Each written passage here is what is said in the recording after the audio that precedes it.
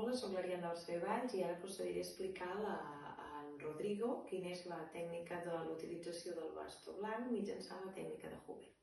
Primer que tot el que faré, com és una persona amb discapacitat visual, en aquest cas ceguesa, em presentaré, li diré qui soc i li explicaré l'activitat que anem a realitzar. Primer el que farem és explicar-li quins són els moviments bàsics en l'aplicació de l'utilització del bastó. El primer li ensenyarem a plegar i desplegar el bastó. El segon seria la creació del moviment amb arc, és a dir, dissenyar l'arc des del terra. I el següent, i per últim, seria la distinció de parets. Ensenyar-li a distingir l'entrada d'un pàrquing, d'un portal, una cantonada. La tècnica de Hoover és una tècnica que consisteix en moviments rítmics per davant del cos, més o menys a 1 metre de distància, que ens permetrà saber cap on ens dirigim i detectar possibles obstacles. Aquesta tècnica té 3 principis d'aplicació, que primer seria la manera en què subjectem aquest bastó. Col·locaríem el dit índex de forma plana al mànec del bastó i la resta de dits el subjectarien.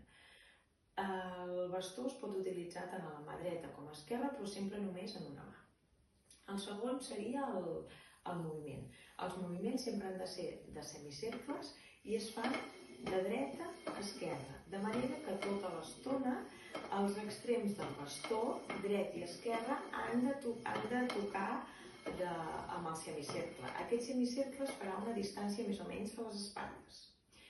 I per últim seria els desplaçaments. Els desplaçaments han de ser, diríem, intercanviant el bastó amb el peu, de forma que quan el bastó es dirigeix cap a la part esquerra, nosaltres avançaríem el peu dret i així successivament amb moviments rítmics i harmònics.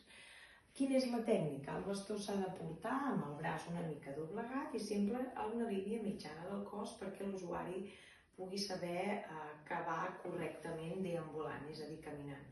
Què li podem dir? El que li podem dir és que pot agafar com a línia mitjana el seu melic. I fins aquí la tècnica de Hoover.